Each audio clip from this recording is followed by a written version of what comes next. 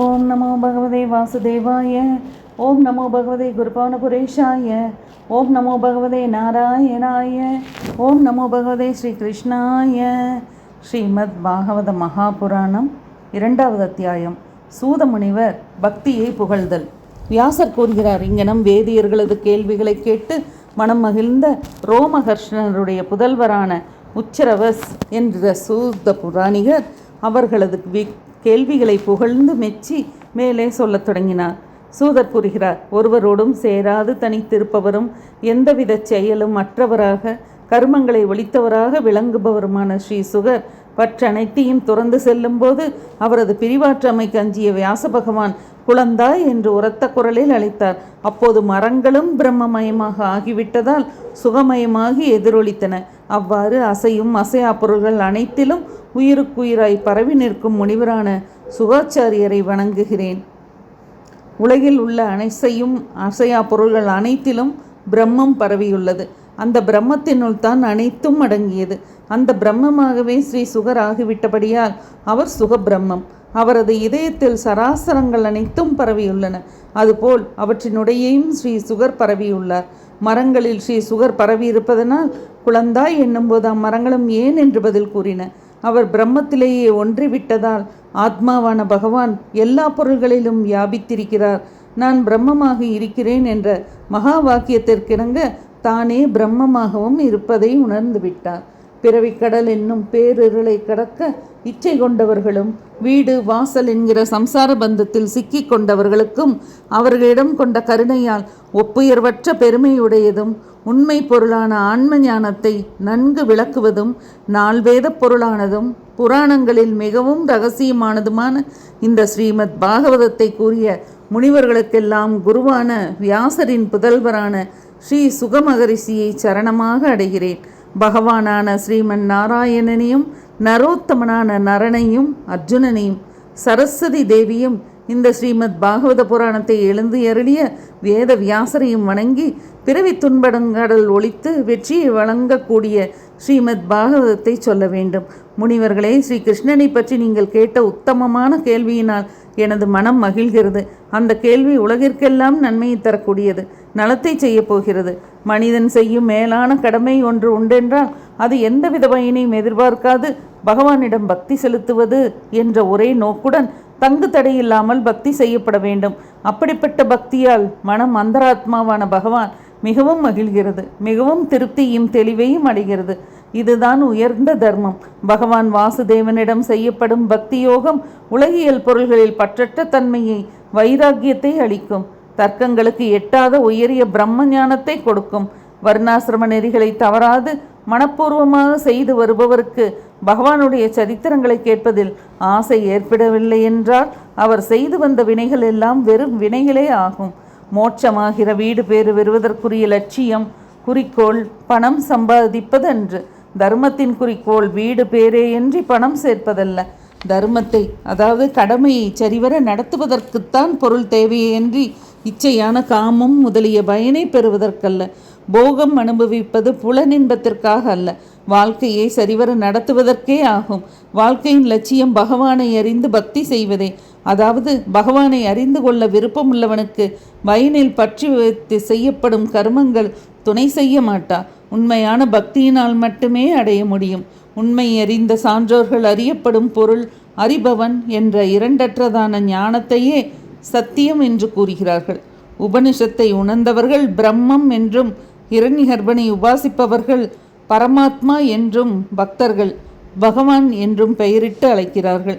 சிரத்தையான ஈடுபாட்டோடு கூடிய மகரிஷிகள் பகவானை பற்றிய சாஸ்திரங்களை தெளிந்து கேட்பதனால் பெற்ற அறிவு, பற்றற்ற தன்மை ஆகியவற்றோடு கூடிய பக்தியினால் பகவானாகிய மெய்ப்பொருளான பரதத்துவத்தை தாங்களாகவே தங்களது ஆத்மாவில் காண்கின்றனர்.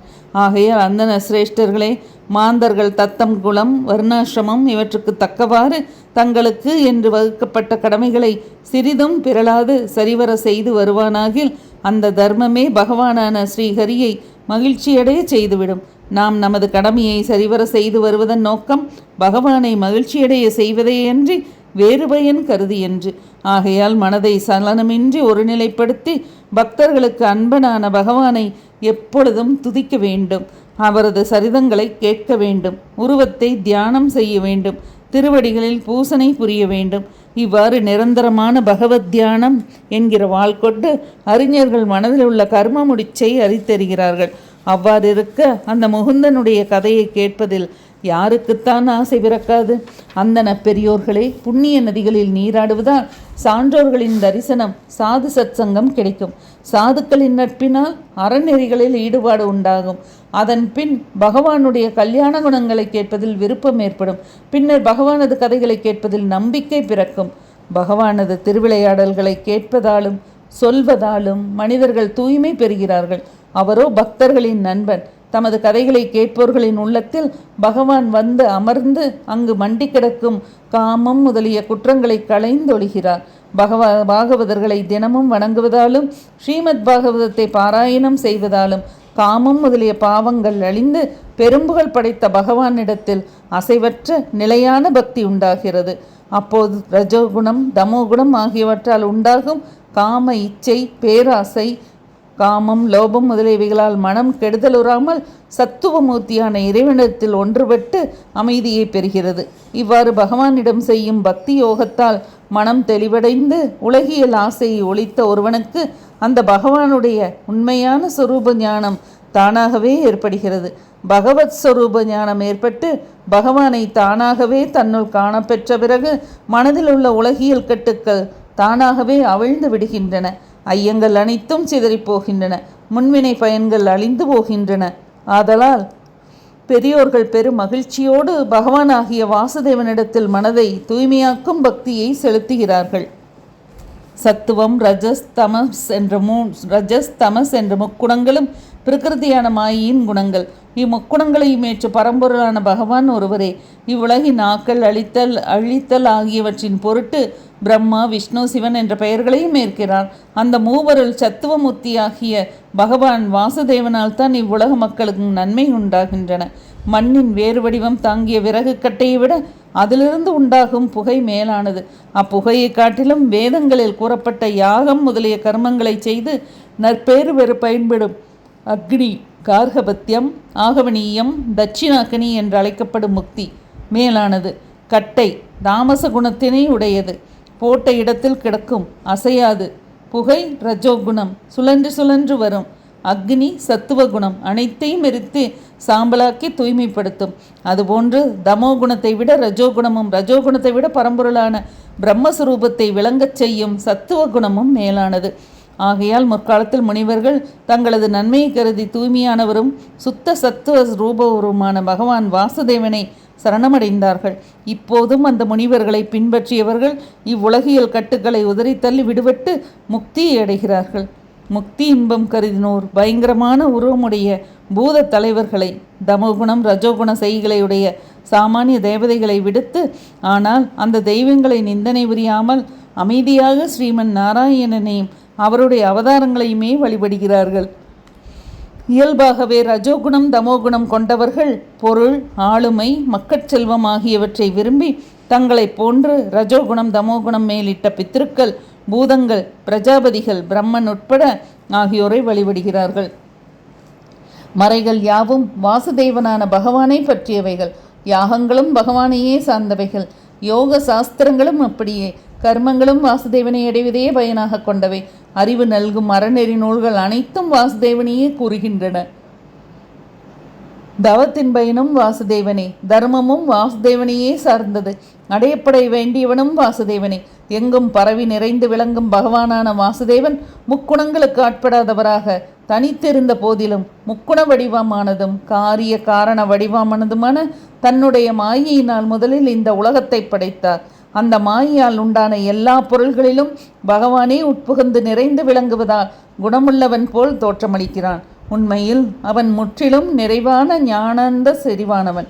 நீ ஒன்றேயாக இருப்பினும் தன்னை தோன்றச் செய்கிற 4 கட்டைகளில் பற்றி எரியும் போது 4 விதமாக தோற்றமளிப்பது போல் பகவான் ஒருவரே என்றாலும் பிரபஞ்சத்தில் உள்ள ஒவ்வொரு பொருளிலும் உட்புகந்து பலவாறாக காட்சியளிக்கிறார். சப்தம் ஒளி, ஸ்பரிசம் ஊறு, ரூபம் உடல், ரசம் சுவை, கந்தம் நாற்றம் வாசனை என்ற 5 பூத சூக்ஷ்மங்கள் மெய் வாய் கண் மூக்கு செவி முதலிய புலன்கள், மனம் முக்குணங்கள் இவைகளை கொண்டு தன்னால் படைக்கப்பட்ட சகல ஜீவராசிகளிடமும் தானே உள்ளும் புறமும் கறந்து நின்று பகவான் அந்தந்த குணங்களை அனுபவிக்கிறார். ஒரே ஒரு பரம்பொருளான பகவான் தனது சத்துவ குணமாகிய சக்தியால் உலக இரட்சகராக விளங்குகிறார்.